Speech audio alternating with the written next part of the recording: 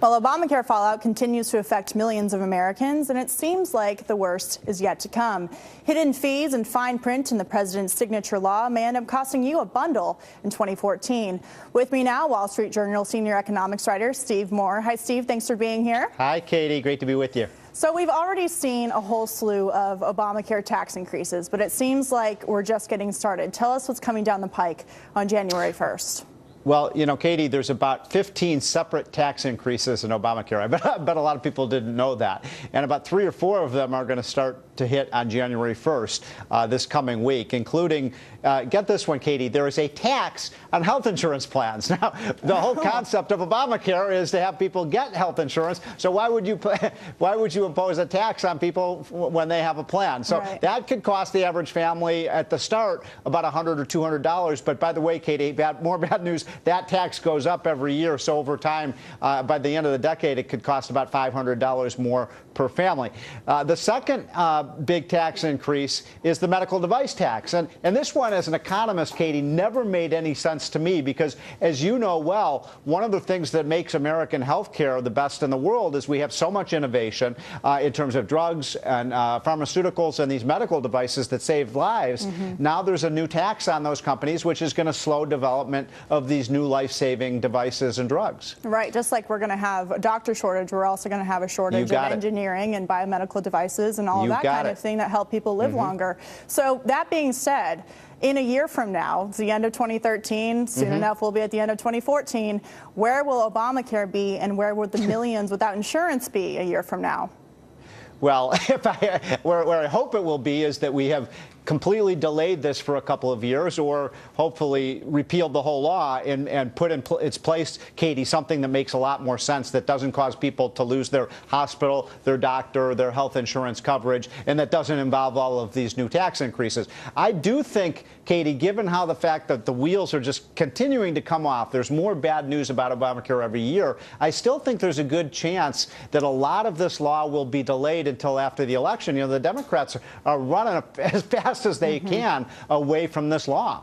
So what does that mean for the economy as a whole? Because it seems like, sure, delay is great. You don't have to pay all of the fines. You have less fees to pay in 2014. But doesn't that uncertainty not help businesses who eventually have to comply with this law? Or do they not, not knowing whether they're eventually going to have to comply, also have a bad impact on the economy?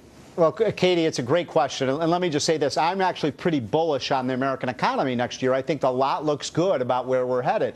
But you really put your finger on the big problem. Obamacare, this is the big negative. And I talk to employers around the country, and they say they don't understand the law. They don't know what's going to take effect. It's the very uncertainty issue that you just mentioned. By the way, that whole uncertainty is something that has really hindered the American economy for the last 4 years. So, it's a question of what's better for employers now. If we just delay this whole thing for a year or two, or whether we let it go into motion, both options are not very good. I think delaying it is probably the lesser of the two evils. Well, speaking of hindering the economy, as you know, extended unemployment benefits run out for more than 1 million people today. Is this a good thing or a bad thing for the economy? Well, look, I think everyone wants to help people who've been laid off during this terrible recession and this lousy recovery that we've had. So, look, if somebody loses their job, we as Americans want to provide a kind of safety net for those people. And by the way, the normal amount of time that we give someone to find a new job is about 6 months to a year. I want to be clear about this, Katie. We're not talking about taking away unemployment benefits, normal unemployment benefits for people who lose their jobs. What we're saying is that in the 5th year of an economic recovery, we shouldn't be providing people with 2 years of benefits. And that's really what's at stake here. It's whether we're going to continue to provide up to 99 weeks of benefits. I think most Americans say that's way too much. And what the economic evidence shows very clearly, Katie, is the longer you extend these benefits, guess what? The longer people stay unemployed because you're basically paying them not to work. Exactly. Well, thank you so much for all of your expertise. We really appreciate it. Have a good weekend. Thanks, Katie.